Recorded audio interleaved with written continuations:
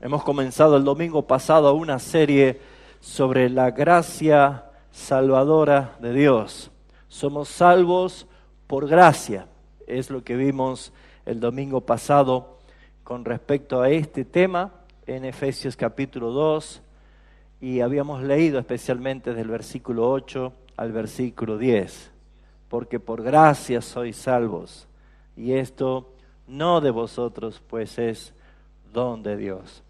No por obras, para que nadie se gloríe, siendo hechuras de Dios, creación de Dios, para que nosotros viviésemos y anduviésemos en las obras que el Padre preparó de antemano, para que nosotros anduviésemos por ella. Qué glorioso es saber que antes estábamos muertos en delitos y pecados y Él nos dio vida, mostrando su poder, mostrando su amor, mostrando su misericordia, y nos ha dado una nueva vida.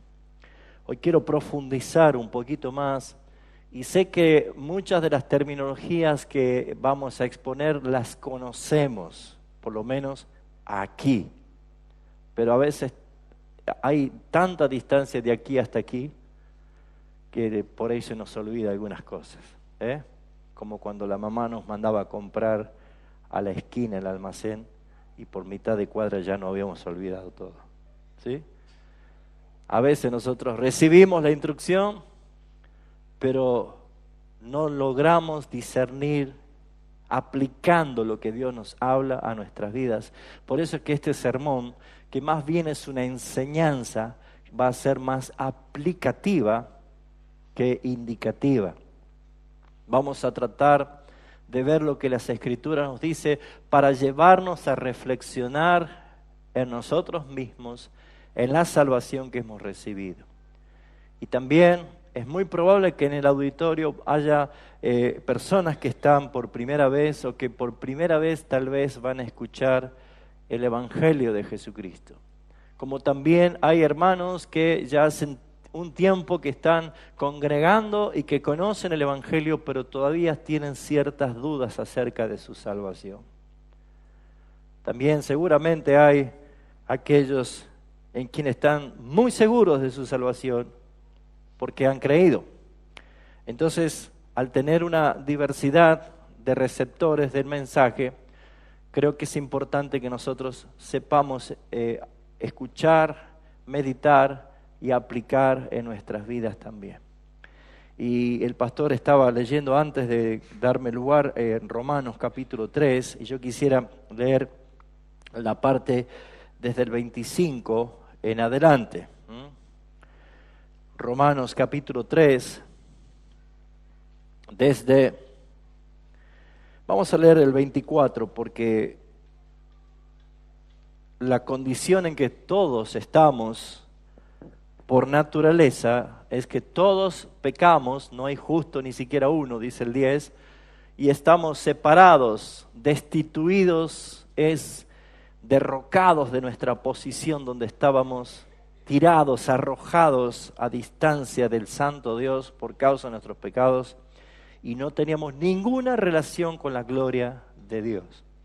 Dice el versículo 24, siendo justificados gratuitamente por su gracia mediante la redención que es en Cristo Jesús, a quien Dios, el Padre, puso como propiciación por medio de la fe en su sangre, para manifestar su justicia a causa de haber pasado por alto en su paciencia los pecados pasados, con la mira de manifestar en este tiempo su justicia, a fin de que Él sea el justo y el que justifica al que es de la fe de Jesús. Así que ¿dónde pues está la jactancia? ¿Saben qué es jactarnos? Fanfarronear. Jactarme es fanfarronear. Voy a hacer una pausa y los varones me van a entender. Los que les gusta jugar al fútbol, jugamos al fútbol, pero cuando nos juntamos después a la noche con los amigos, le contamos una historia de crack. y yo corrí, salté, hice esto y le metí un caño, ¿sí o no? Y no pasó nada de eso, ¿no? La agrandamos. Jactancia es agrandar ficticiamente, atribuyéndome méritos, logros, coronas, gloria, cuando no es verdad. ¿Sí o no?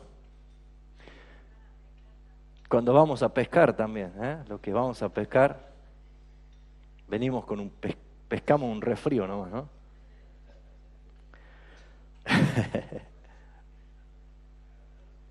Lo hablan, hermano. ¿Dónde está la jactancia? Delante de Dios. Si son salvos por gracia, ¿de qué se van a jactar? A ver,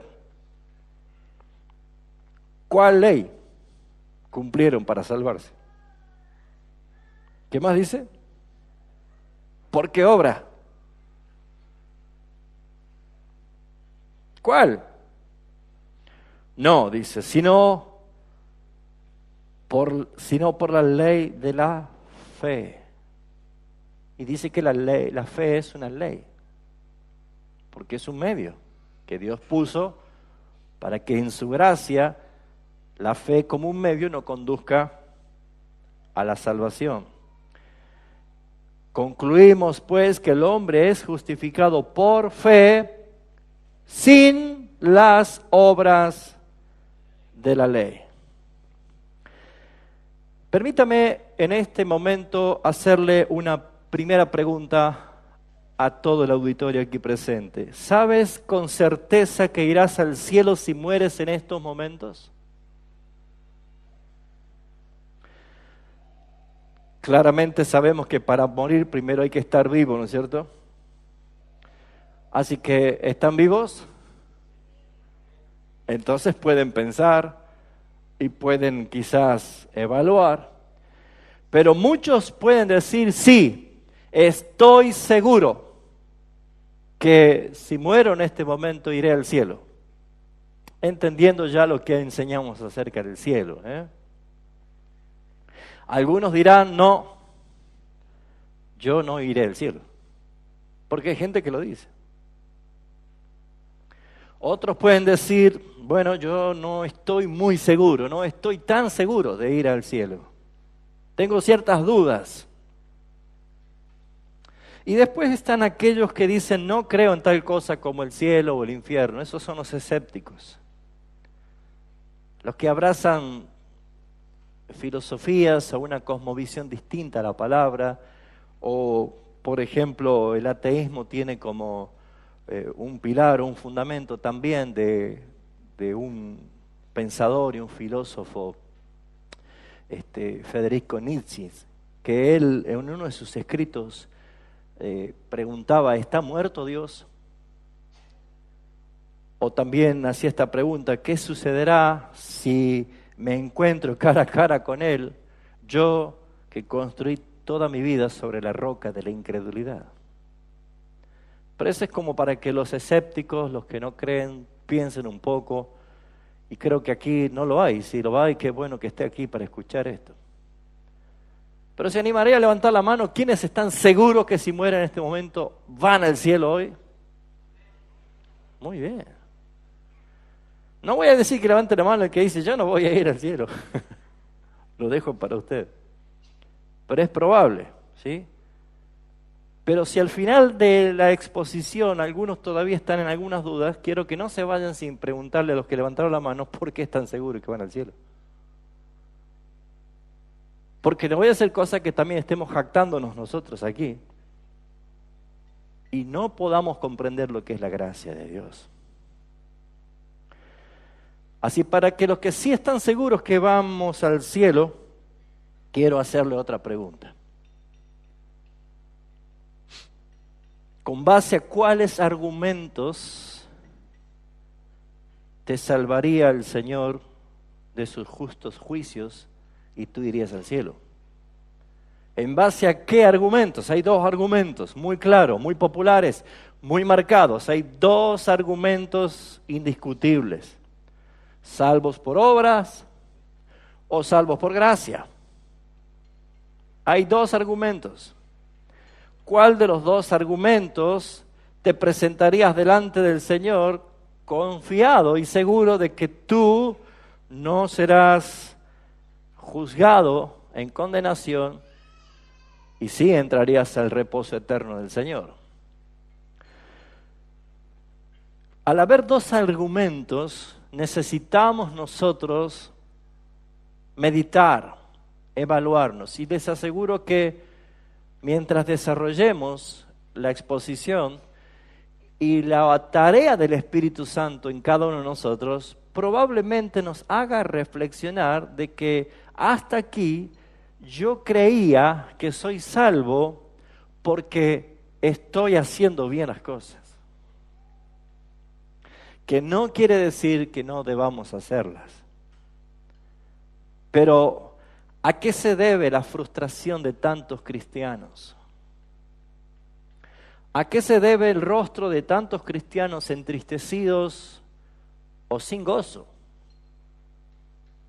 ¿Por qué hay tantos cristianos que no sienten paz en su interior manifestada en la seguridad que tienen de su salvación en Cristo? Y el problema es muy marcado y muy frecuente y muy recurrente en muchos cristianos. Es porque no entendemos la gracia del Señor.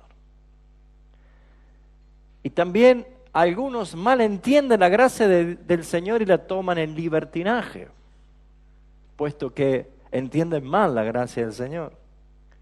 Así que me gustaría primeramente desarrollar el primero de los argumentos, en la cual usted mismo se va a dar cuenta que estoy hablando de que el primer argumento, que por lo general es más popular en el mundo evangélico, es la creencia de que yo soy salvo por las obras, por más que no lo diga, porque si hacemos una encuesta en cada iglesia evangélica diciendo usted es salvo por obra o por gracia, casi en su gran mayoría va a decir nosotros somos salvos por gracia.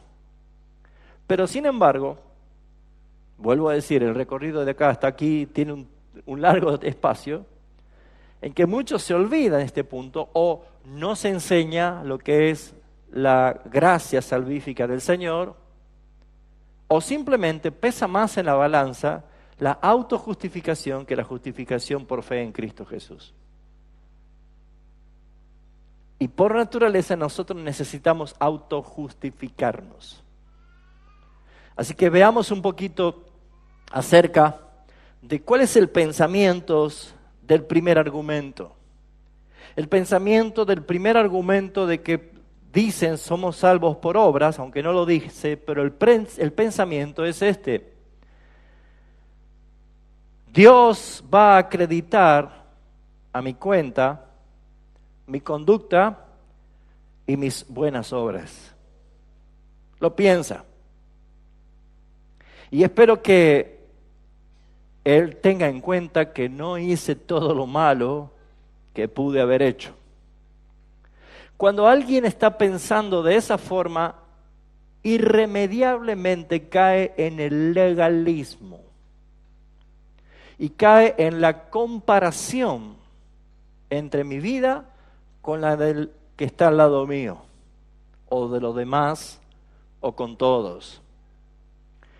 Puesto que el argumento de aquellos que creen que Dios va a acreditar como parte de los méritos de su salvación es su conducta, su moralidad o sus buenas obras, y va confiado de que si se presenta delante de Dios, Él puede decir, bueno, yo no soy tan malo, o no hice todo lo malo que podría haber hecho, me comporté.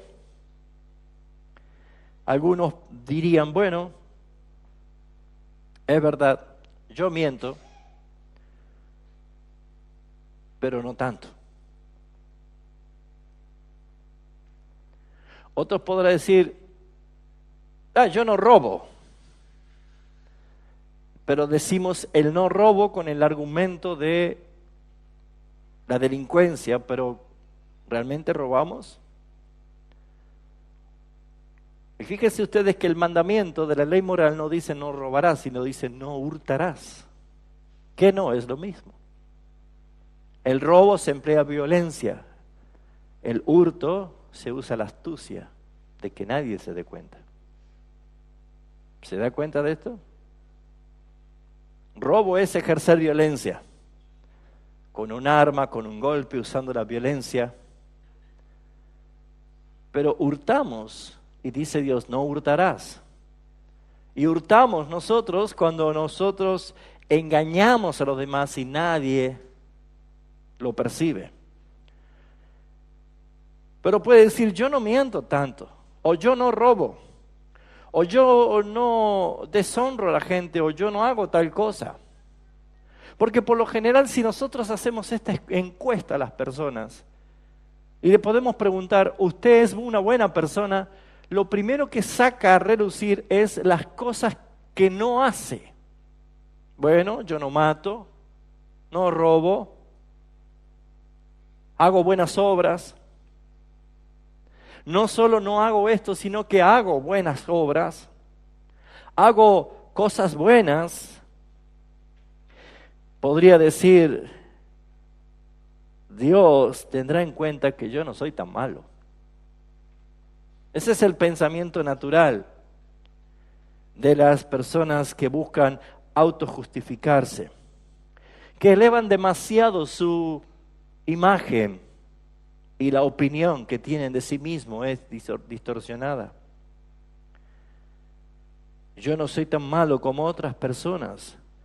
Algunos piensan que presentarse delante de Dios con este argumento van a poder ser salvos. Pero me gustaría pedirle a alguno de ustedes que me colabore, que lea fuerte con voz alta, para meditar solamente en cuál es el requerimiento de nuestro Dios según las Escrituras. Alguien que busque por favor Mateo 5:48, otro que busque Romanos 3:23, otro que busque Gálatas 3:10 y otro que busque Santiago 2:10. El que va a leer quiero que lea fuerte, ¿sí? Mateo 5:48, Romanos 3:23, luego vamos a leer Gálatas 3:10 y Santiago 2:10. ¿Quién tiene Mateo 5:48?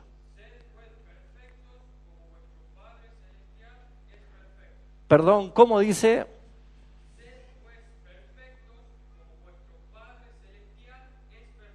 ¿Cuántos acaban de sentir como un gancho al hígado allí? ¿Quién tiene el otro texto? Romanos 3:23. Léalo fuerte, hermana.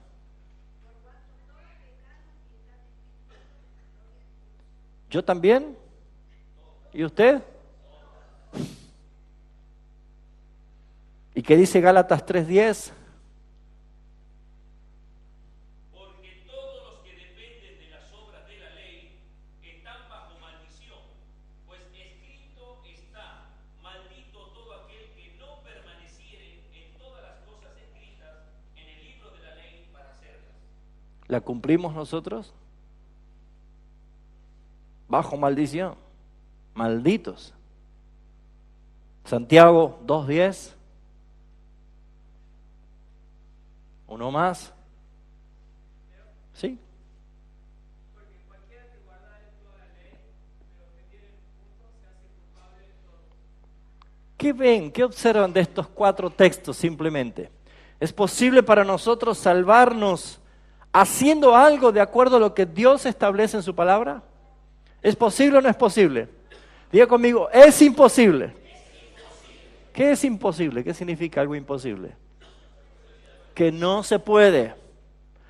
No puedo. Y cuando encontramos, dice, sed o sean perfectos como vuestro Padre es perfecto. O por ejemplo, sed santos porque yo soy santo. Aquí vemos nosotros un conflicto porque entramos a ver textos en los cuales decimos, ¿cómo yo puedo alcanzar una salvación si Dios dice que es imposible que yo lo haga?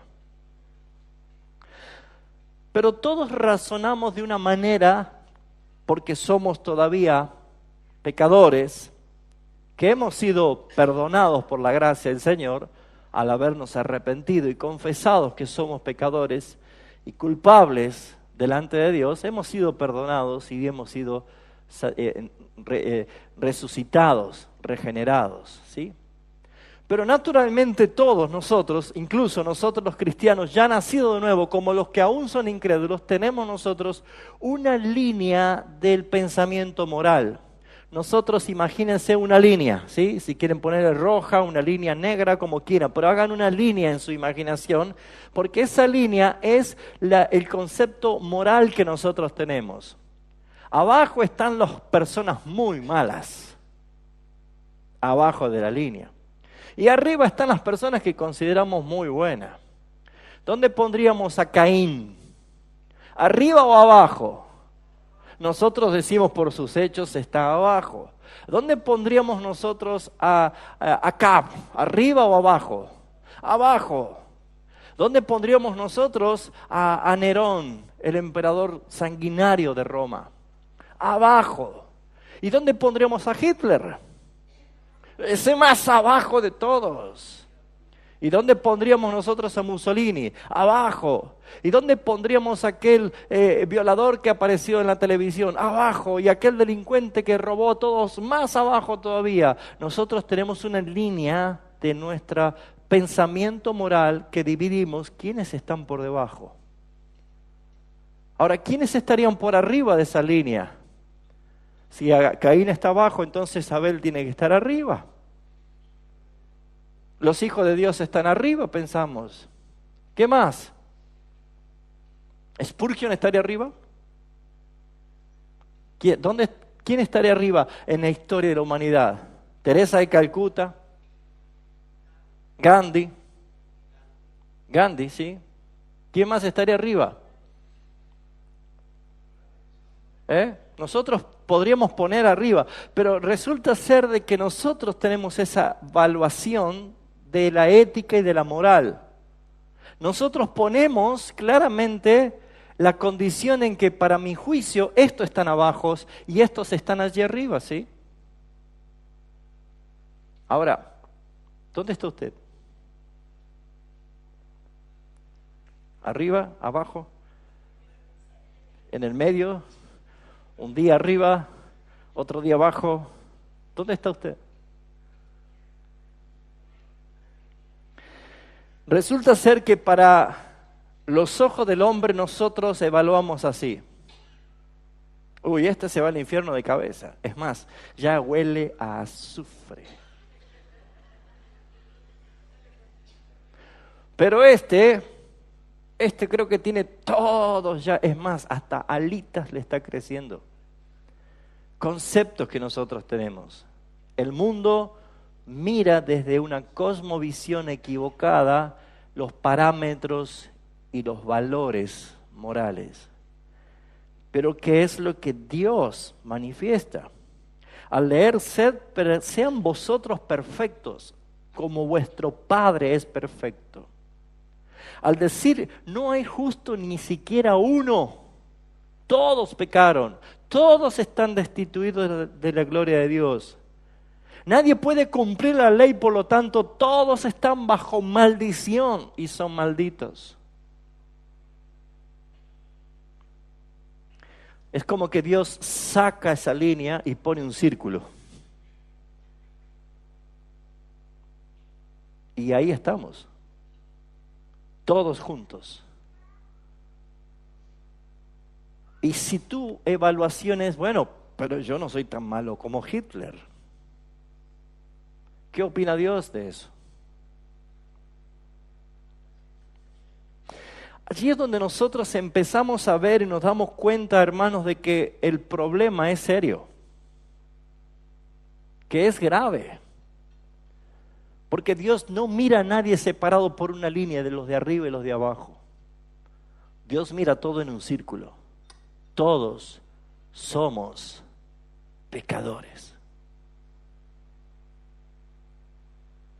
No es jactancia. ¿No me alcanzan las buenas obras y mi comportamiento moral? No. Dios lo dice en su palabra. ¿Quién se salvará? El listón de la excelencia está demasiado alto.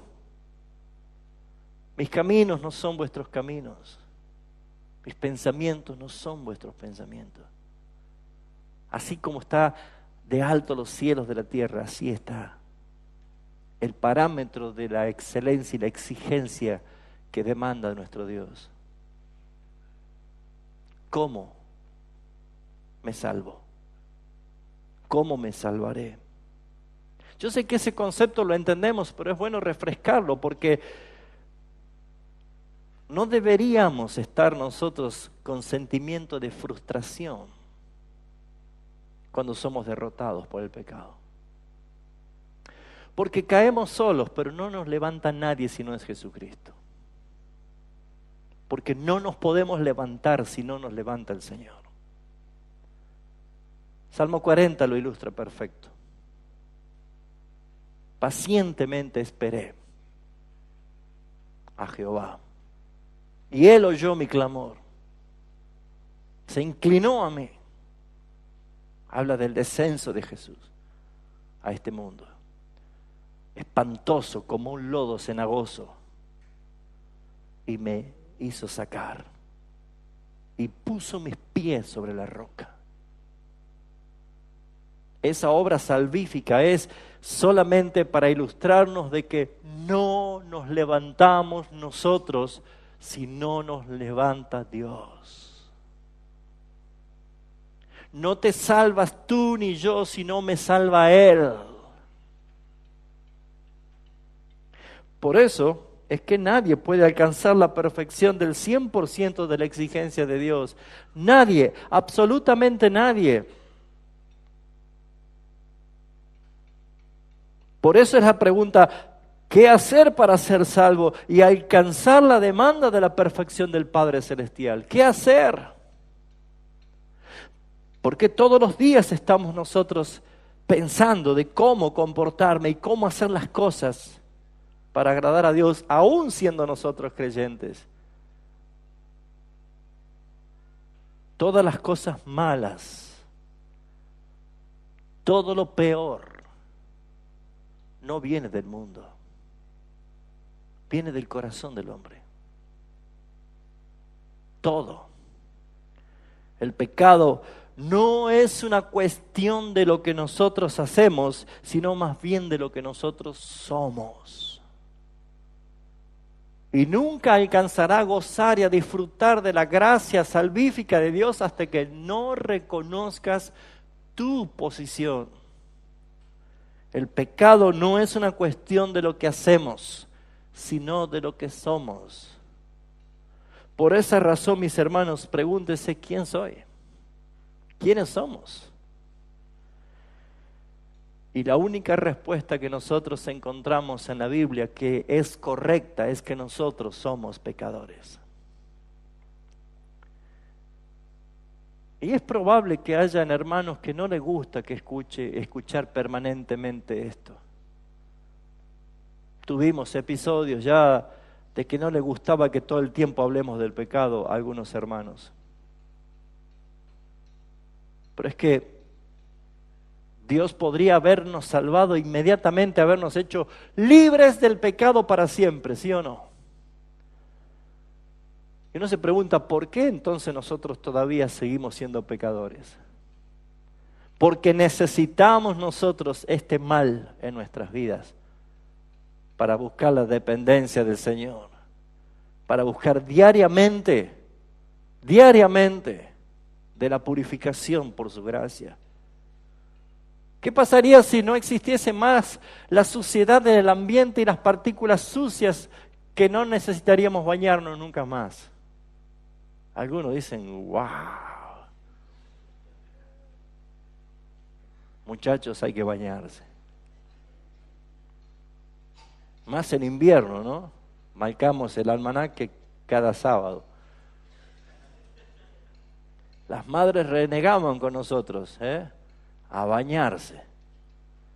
Pero es que es una naturaleza corrupta y muerta que nuestro cuerpo despide olor, porque todos los días nuestras células van muriendo.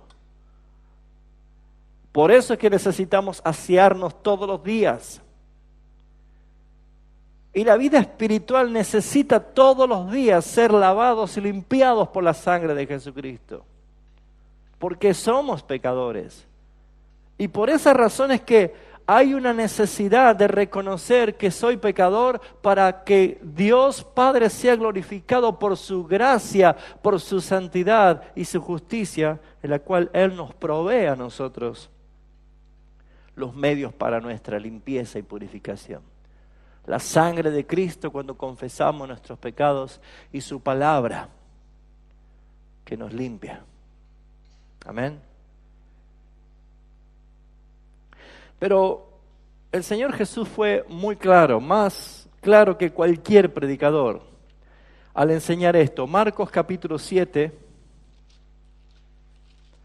nos va a llevar a entender por qué es esta situación. Marcos capítulo 7, versículo 20 al 23. Esta era una cuestión de discusión que había porque los discípulos no se habían lavado la mano para comer.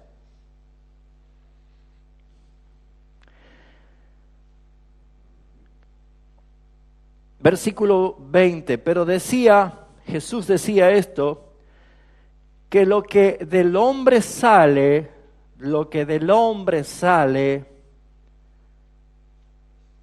eso contamina al hombre. Porque de dentro del corazón, ¿de dónde? De dentro del corazón de los hombres salen los malos pensamientos, los adulterios, las fornicaciones, los homicidios, los hurtos, las avaricias, las maldades, el engaño, la lascivia, la envidia, la maledicencia, la soberbia, la insensatez. Todas estas maldades de dentro salen y contaminan al hombre. Claro, ¿no? Tenemos un problema. Culpamos a veces a otros, pero el problema es que de mí sale. Podemos agregar a esta lista la lista de Gálatas que Pablo habla, o la lista de Pedro. Pero podemos agregarle a la lista que todas esas manifestaciones de la carne salen de mí. No me contaminas tú, no me contamina el mundo, de mí sale. Y específicamente ¿de dónde? De dentro del corazón. Dentro del corazón. Así que, ¿cuál sería el diagnóstico? Viendo los síntomas, uno cuando va al médico, ¿qué le dice? Doctor, creo que estoy enfermo. ¿Y qué le dice el médico? Cuénteme qué siente. No sé, adivine usted. Usted es el médico. Debe saberlo. No, el médico dice, dígame los síntomas que tiene. Y cuando le entramos a decir todos los síntomas, el médico da un diagnóstico de cuál es la enfermedad. ¿Sí o no? Lo que ustedes ven en esta lista son síntomas que nos lleva a pensar en el diagnóstico. Por ejemplo, versículo 21. ¿Cuántos de los que están aquí presentes alguna vez tuvieron malos pensamientos? No, levante la mano porque va a levantar a cada rato. Pero ya dijo yo, ¿no es cierto? Porque todos en algún momento tuvimos malos pensamientos. No solo pensamientos perversos, no solo pensamientos de maldades, sino también pensamientos malos, fatalistas, pensamientos que son totalmente impregnados por nuestra naturaleza caída. ¿Sí o no? Siempre doy el ejemplo, usted está durmiendo y lo llaman a las 3 de la mañana por teléfono y dice, ¡ay Dios, quién se habrá muerto! El primer pensamiento es fatalista. No piensa que se ganó, qué sé yo, un premio en una rifa de la radio nocturna que está pasando. Nunca. Siempre pensamos lo peor. ¿Por qué? Porque el hombre en su naturaleza, como dice la palabra, de continuo solamente piensa en el mal. Pero también dice los adulterios, ahí no pregunto, las fornicaciones. Todas estas cosas, está diciendo el Señor, son naturaleza que nosotros tenemos. Pero usted mismo evalúese, ¿hurta en el tiempo, en dinero, en trabajo? Cuando alguien mira a otra mujer codiciando y es casado, está hurtando a su esposa lo que le corresponde. ¿Me entiende? No es solamente robar algo. Hay una lista de cosas que hacemos nosotros naturalmente, se llama hurtos. Las avaricias, ¿fue tentado a caer en avaricia? Las maldades, el engaño, hermano, mentir. Saben, hermanos, hay algo extraordinario que hizo Dios en nosotros. Al escribir sus leyes, su palabra en nuestra mente y en nuestro corazón, como dice Romanos 2, no es posible que nosotros nos mintamos. Nosotros jamás nos mentimos, ¿sabe usted? Nosotros mentimos cuando hablamos o fingimos o actuamos de una forma diferente, pero jamás nos mentimos a nosotros. Vamos a abrir un poco el abanico de qué es mentir. La mentira es la disociación de lo que pienso de lo que digo. ¿Sí o no? Cuando yo miento, digo algo que mi mente dice, pero no es así. ¿Sí o no? Cuando yo actúo contrario a lo que mi mente me está diciendo, porque nosotros no nos mentimos jamás. Hoy estamos siendo empujados a aceptar la igualdad de género o la diversidad de géneros. Y aunque el hombre diga yo soy mujer siendo hombre, y se vista como mujer, y hable como mujer, y se mueva como mujer, y piense que es mujer, en su interior sabe que no es mujer. Porque Dios es glorioso en esto. Si no hubiese escrito su palabra en la mente y en el corazón de todos los seres humanos, no tendrían parámetros morales ningunos. Pero todos sabemos que cuando hacemos algo que va en contra de la palabra de Dios, hay algo en nosotros, dice que se llama la conciencia. Nos acusa o nos defiende. Pero todos nosotros sabemos que cuando hacemos algo incorrecto a los parámetros de lo que Dios dice, el hombre es culpable. Y se nos cierra toda la boca delante de Dios. Somos inexcusables. No tenemos argumentos para defendernos.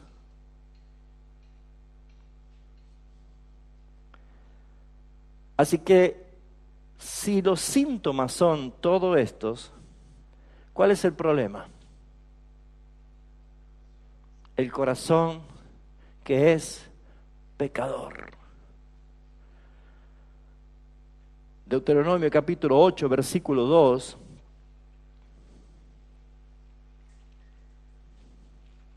Nos enseña también la palabra a descubrir este propósito de Dios. Deuteronomio capítulo 8, versículo 2 dice, y te acordarás de todo el tiempo por donde te ha traído Jehová tu Dios estos 40 años en el desierto para afligirte. ¿Para qué dice que te ha traído el Señor al desierto? Dígalo fuerte, ¿para qué? ¿Y para qué más? y para probarte, ¿para qué? Para saber lo que había en tu corazón. ¿Dios no lo sabía? Claro que lo sabe. Si Él en la palabra dice, yo conozco tu corazón, discierno las intenciones, incluso tus pensamientos. Pero ¿para quién es? ¿Quién debe descubrir lo que hay en mi corazón? Somos nosotros. Ustedes se dan cuenta que el éxodo, la salida de Egipto a la tierra prometida, habla de la transición de un creyente desde que se convierte hasta que entra en gozo del Señor. Ahora fíjense, todos nosotros cuando recién nos convertimos, somos como los que recién salimos de Egipto. Felices, gozosos, libres al fin. Empezamos una nueva aventura, una nueva etapa. Vamos a caminar una nueva vida, ya sin el yugo de Faraón, sin la esclavitud. Vamos a la tierra prometida. Primer conflicto, el mar. Y decimos, ¿qué pasará ahora? Y Dios hace algo extraordinario. Abre el mar en dos para que crucemos en seco. El primer problema que vemos nosotros que comienza a pasar en nuestro recién nacimiento espiritual, y vemos que Dios obra favorablemente, decimos, wow, Señor, esto es vida. Pero no tenemos en cuenta que después del mar vienen 40 años de desierto. Y en el desierto es la escuela donde nosotros descubrimos, porque no sabemos quiénes somos nosotros, descubrimos cuán malos somos. Después hágase una lectura como un viaje por Éxodo. Hágase una lectura como un viaje y va a ver que cuántas veces el Señor obraba a favor de ellos, al rato se le pasaba la alegría. Primer incidente. 3 días después de pasar el mar, tuvieron sed. No hay agua. Y ya se enojaron con Moisés, se enojaron con Dios. No hay agua. Moisés habla con el Señor y Dios abre un surgente de agua. ¡Qué lindo! Tenemos agua. Y van a probar y el agua era amarga. ¿Por qué tenemos agua amarga? Ya en el rato cambia todo, ¿no? Mara. Así somos nosotros. Pero yo te probé y te afligí durante estos 40 años en el desierto para saber qué había en tu corazón, si habías de guardar o no mis mandamientos. El segundo argumento es la gracia de Dios. No somos salvos por obras, porque no nos alcanza. Porque nuestra realidad es que somos malos. El segundo argumento es que somos salvos por la gracia que es un favor inmerecido, es un regalo que no merecemos. Y es entonces la cual nosotros, en este segundo argumento, que no todos lo aceptan porque algunos quieren lograr con méritos, en este segundo argumento, salvos por gracia, el pensamiento predominante es esto: Dios me va a acreditar a mí los méritos de la perfección de la obra de Cristo Jesús.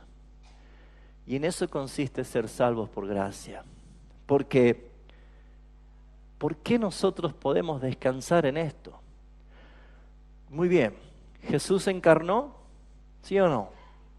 Sí, siendo Dios se encarnó.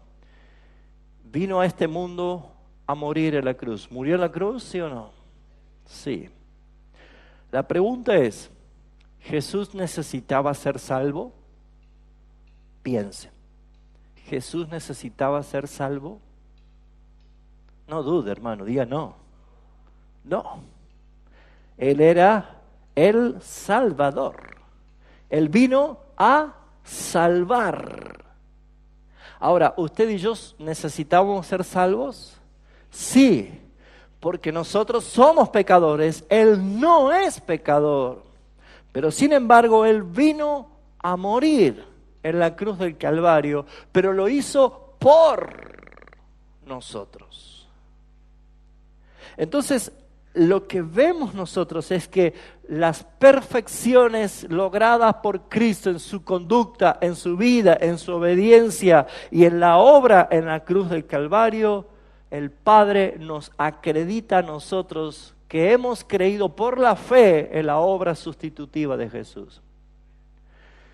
Vayamos por favor al Salmo 15. Salmo 15. Y este es el requisito de los que quieren morar en la ciudad celestial de Dios, en la santa presencia del Señor. ¿Cuántos quieren vivir para siempre con el Señor en su gloria? Amén.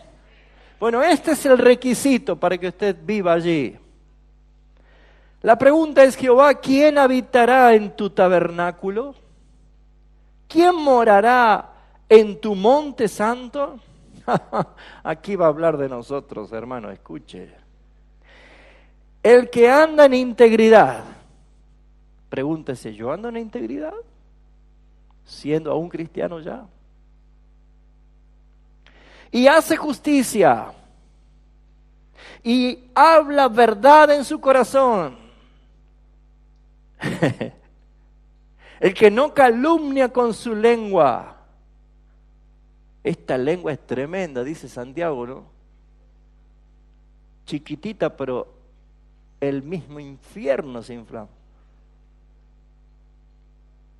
Qué problema de la lengua, ¿no? Y Jesús dijo, ¿cuál es el problema? De la abundancia del corazón hablará la boca. Pero sigamos, nosotros queremos ir al cielo y estos son los requisitos. El que no calumnia con su lengua, ni hace mal a su prójimo, ni admite reproche contra su vecino. Hoy vaya corriendo y abrace a su vecino. Aquel cuyos ojos el vil es menospreciado, pero honra a los que temen a Jehová. El que aún jurando en daño suyo, por eso no cambia. Quien su dinero no dio en usura, ni contra el inocente admitió cohecho, el que hace estas cosas no resbalará jamás. Bueno, ¿cuánto vamos al cielo haciendo estas cosas?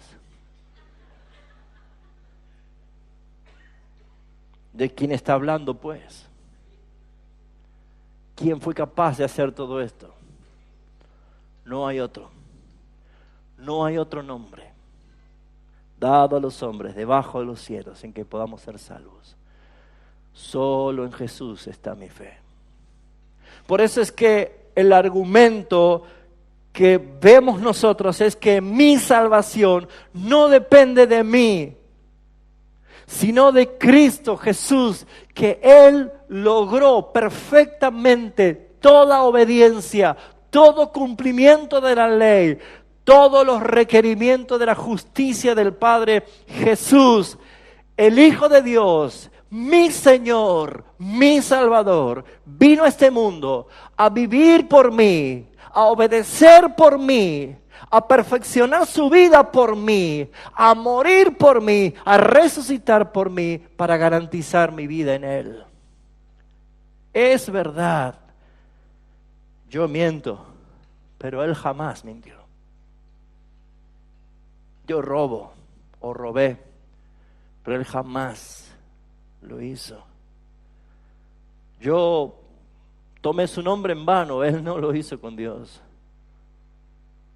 Podemos así enumerar la lista de cosas que yo no pude hacer, pero que Él sí lo logró. Claramente lo logró. Porque en Cristo nosotros somos representados eternamente delante del Padre. Delante del Padre, eternamente somos representados. Por eso es que no hay jactancia. Por eso es que no es por nuestros méritos. Es por su gracia, es por su misericordia. Él lo hizo. Su perfección se acredita a nuestra vida imperfecta. Su posibilidad de lo que yo no lograría y que es imposible para mí. Por eso dice Filipenses 4:13, todo lo puedo en Cristo que me fortalece. Qué mal entendido ese texto, y creo que es uno de los más famosos, ¿no? Vamos, hermano, todo lo puedo en Cristo que me fortalece. Hágalo, le dice, ¿no? Ese texto no está diciendo que yo lo haga, porque el cristianismo no es la religión del tener que hacer. No. Cualquier religión en el mundo usted tiene que hacer algo. Cualquier religión del mundo usted tiene que hacer algo. El cristianismo es la religión del que no tiene que hacer nada. El cristianismo se basa en la fe de lo que ya está hecho. Ya hay una cruz vacía donde el último que subió allí dijo, consumado es. No hay deuda, no hay méritos de ustedes, nada tienen que hacer. Venid a mí y descansad, no hacer. Venid a mí y descansad. Eso es el argumento de nuestra salvación. Yo soy salvo por los méritos de Jesús. Yo soy tan malo como todas las personas que están dentro de ese círculo, nada más que Cristo pagó por mis pecados. Esa es la diferencia. Porque cuando Él venga en su gloria, recién allí va a separar los creyentes de los incrédulos, las ovejas de las cabras, de los hijos de Dios y los hijos de Satanás. Hasta aquí todos estamos esperando su gracia salvífica que se termine y se complete cuando Él diga, venid benditos de mi Padre, entrad al reino preparado para vosotros. Jesús lo hizo todo. Jesús es Dios y se encarnó. Jesús es Dios y vino a este mundo. Se hizo hombre. Jesús es Dios y vivió desde niño hasta adulto en perfecta obediencia a sus padres. Tú y yo no lo hicimos. Jesús fue tentado en todo, no fue 3 veces solamente que vemos en Lucas 4, fue tentado en todo, pero jamás pecó. Nosotros somos tentados permanentemente, y no de parte de Dios, sino de nuestra propia concupiscencia, porque de dentro del corazón sale todo lo malo de nosotros. Pero Jesús no pecó. ¿Por qué lo hizo? Porque mientras cada logro que Jesús hacía ponía excelencia en lo que tus actos y mis actos eran deficientes. Bendito sea el Señor. Es grande nuestro Dios. Es grande su amor. Es demasiado inmenso su amor.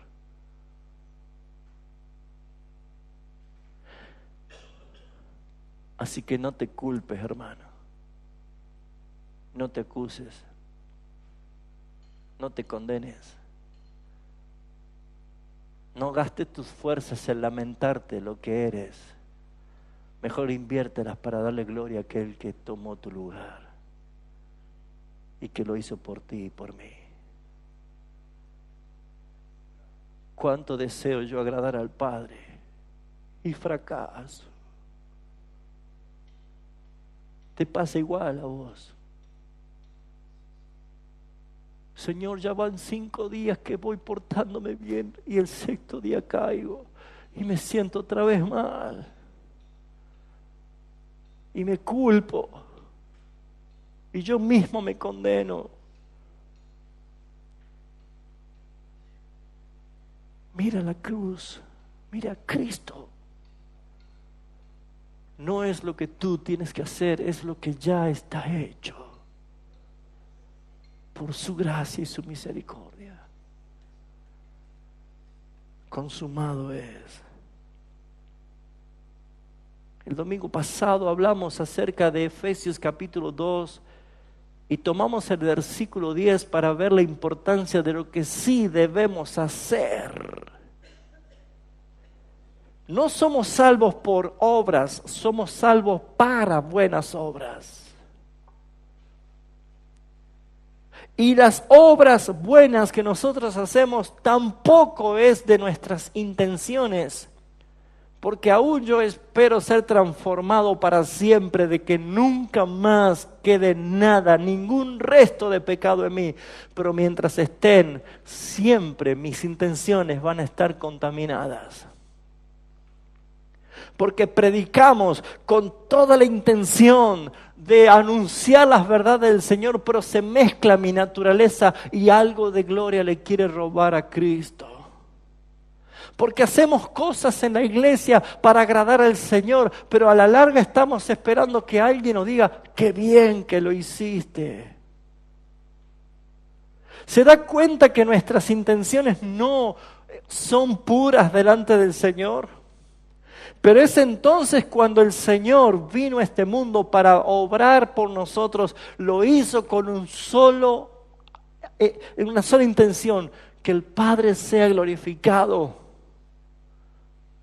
Y ahora que nos salvó, nos dice la Escritura que nosotros debemos andar en las buenas o en las obras que el Padre planificó, el Padre ha determinado desde el principio para que nosotros anduviésemos por ella.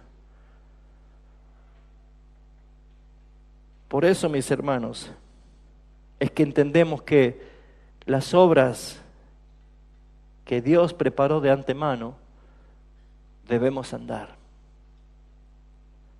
Y usted dirá, ¿cómo sabemos? Hay características de Cristo que son extraordinarias, que no podemos nosotros negarlas. Pero entendiendo, como dice 2 Corintios 5:10, que todos daremos cuenta delante del Señor, que es necesario que comparezcamos ante el tribunal de Cristo para que cada uno recibamos lo que hayamos hecho. Entonces debemos saber que yo tampoco puedo ir a presentarme con las buenas obras que a mí se me ocurren, sino la que el Padre planificó para que nosotros andemos en ellas. Por ejemplo, no hay ninguna obra que hicimos planificada por el Padre va a quedar sin recompensa. Simón de Cirene, un hombre que venía del campo, no sabía qué pasaba, pero entró a Jerusalén y vio que había una turba, una multitud que llevaba a 3 delincuentes, según la gente, a ser muertos. Pero él no sabía que uno de ellos era Jesús, el que no había cometido ningún pecado. Pero Simón de Cirene fue planificado por el Señor para que sea él el que llevase la cruz de Cristo. ¿Qué hay de extraordinario en eso? Bueno, lo glorioso es que Simón de Cirene tuvo 2 hijos y uno de ellos se llamaba Rufo. Y Rufo terminó siendo, según Romanos 16 en las salutaciones, uno de los colaboradores importantes del apóstol Pablo. Solamente por cargar la cruz del Señor. ¿Le habrá escuchado predicar?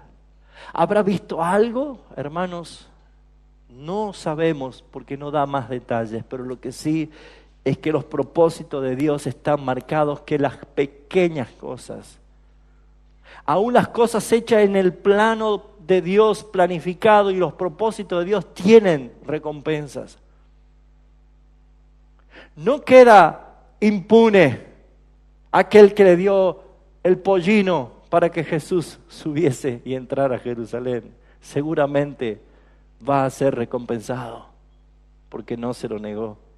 O el que preparó el aposento alto ya listo para que él tuviese su última cena. O aquel muchacho que le dio los panes y los peces para la multiplicación. Siempre Dios recompensa a los que de acuerdo a su voluntad y a sus propósitos obedecieron. Por eso dice Mateo 19, 29. Ya termino, hermanos. Mateo 19.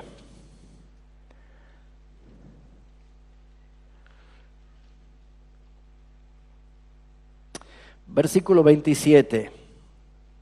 Entonces respondiendo Pedro le dijo: He aquí, nosotros hemos dejado todo y te hemos seguido. ¿Qué tendremos? ¿Qué pues tendremos? Pedro dijo: lo hemos dejado todo y te hemos seguido. ¿Qué tendremos? ¿Habrá recompensas? No para el que obra impulsivamente, sino para el que es guiado por el Espíritu para hacer lo que Dios quiere que hagas. Entonces Jesús le dijo: de cierto os digo que en la generación, cuando el Hijo del Hombre se siente en su trono de gloria, vosotros me habéis seguido también y os sentaréis sobre 12 tronos para juzgar a las 12 tribus de Israel. Y cualquiera que haya dejado casas, o hermanos, o hermanas, o padre, o madre, o mujer, o hijos, o tierras, por causa de por mi nombre, ¿qué dice? Recibiréis 100 veces más y heredará la vida eterna. Por muchos primeros serán postreros y los postreros primero.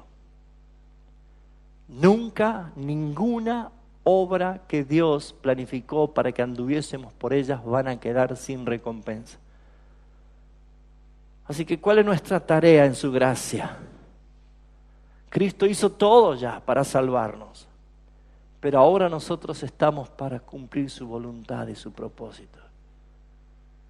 Sí, mis hermanos, no abrace tu corazón mezquindad o avaricia delante de Dios cuando Él nos está diciendo que ninguna de las cosas van a quedar sin recompensa. Y no estoy hablando de dinero, estoy hablando de tu vida, de tu tiempo, de tu trabajo, aún de tu familia. Estoy hablando de lo que Dios planificó para ti, porque Él te salvó no por obras, sino para obras que Él planificó de antemano. Tu vida está planificada de antemano. Tú tienes algo para hacer, sea mucho o sea una sola cosa. Suficiente. Quiero terminar con una frase de un teólogo, Jerry Bridges, y dice: cada día de nuestra experiencia cristiana debería ser un día de relacionarse con Dios solo con base a su gracia. Tus peores días nunca son tan malos como para situarte fuera del alcance de su maravillosa gracia. Y tus mejores días nunca son tan buenos como para que estés más allá de la necesidad de la gracia del Señor. ¿Lo leo de nuevo? Cada día de nuestra experiencia cristiana debería ser un día de relacionarse con Dios solo en base a su gracia. Y tus peores días, que a veces los tenemos, nunca serán tan malos como para situarte fuera del alcance de su maravillosa gracia. Y tus mejores días nunca serán tan buenos como para que estés más allá de la necesidad de la gracia de todos los días. En otras palabras, hermano, vivimos, somos, existimos y necesitamos todos los días la gracia maravillosa de nuestro Señor Jesucristo. Así que un consejo para ti, hermano, que te trajo el Señor, que también me lo di yo. Si pecamos y el Espíritu Santo inmediatamente nos hace convencer de pecado y nos entristecemos por haber pecado. Pero ¿sabes? Nunca te sientas frustrado, porque vuelvo a decir, el Padre se agradó y se satisfizo ya de la obra de Cristo a tu favor. Pero por favor, no peques más. Haz todo lo posible por no darle más lugar a los deseos de tu carne. En eso consiste la gracia. Él ya nos amó y nos ama y nadie nos separará de ese amor.